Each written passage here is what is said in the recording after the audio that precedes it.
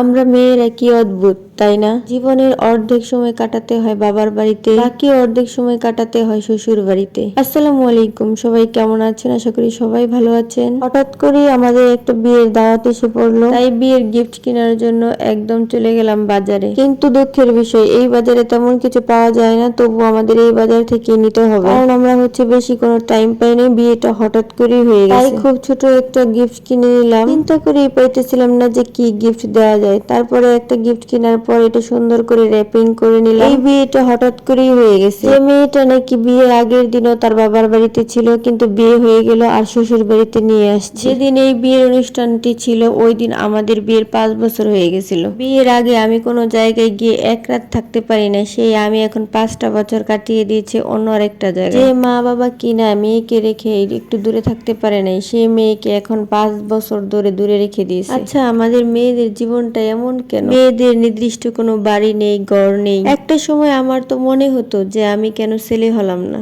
এই বিষয়টা নিয়ে একটা সময় আমি অনেক চিন্তা করতাম, কিন্তু করার কিছুই নেই, আল্লাহ আমাদের মেয়ে বানিয়েছে। যাই হোক, এগুলো চিন্তা করলে অনেক কিছু, আর না চিন্তা করলে কোনো কিছুই না। এদিকে দোকানদার ভাইয়া র্যাপিংটা সুন্দর করে করে দিয়েছিল। আপনাদের ভাইয়া আমাকে জিজ্ঞেস করতেছিল যে আমি নিজে কি কিছু কিনবো কিনা। তারপর ভাবলাম যে না, কি কিনবো। হঠাৎ করে মনে হলো আমার একটা হাত ঘড়ি দরকার, কারণ আমার আগের ঘড়িটা আব্দুল্লাহ একদম ভেঙে ফেলছে। আমার ছেলেটা যে কবে কি বুঝবে আল্লাহ জানে, সবকিছু এখন ভেঙে ফেলে। তারপর দোকানদার ভাইয়াকে বলতেছিলাম যে ঘড়ি দেখানোর জন্য, আর এই দোকান থেকে আমাদের সব জিনিসপত্র কেনা হয়।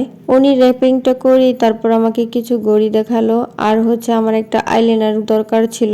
এই আইলাইনার গুলি আমি আগে কখনোই ইউজ করি নাই, ভেবেছিলাম যে ভালোই হবে, কিন্তু বাসায় এনে দেখি একদমই ভালো না। এই যে আমাকে কিছু ঘড়ি দেখাইছিল, এইসব একটু আমার কাছে গর্জিয়াস মনে হয়েছে, কারণ আমি একটু নর্মালের মাঝেই সবসময় ঘড়ি পরি। এই যে এই ঘড়িটা আমার কাছে খুব নর্মাল মনে হয়েছে আর ভালো লাগছিল, তারপরে এটাই কিনা হয়েছে। যদিও আমার আগেও এরকম ঘড়ি পরা হয়েছে, আর আপনাদের ভাইয়া বলতেছিল যে এরকম ঘড়ি আগেও পরছি, কিন্তু তারপর আমার ওই ঘড়িটাই বেশি ভালো লাগছে, তারপর ওই ঘড়িটাই নেওয়া হইলো। আমার কাছে তো খুবই ভালো লাগছে, এই জন্য আমি একদম হাতে পরে নিলাম। আপনাদের কাছে ঘড়িটা কেমন লাগছে আপনারা একটু কমেন্ট করে জানাবেন।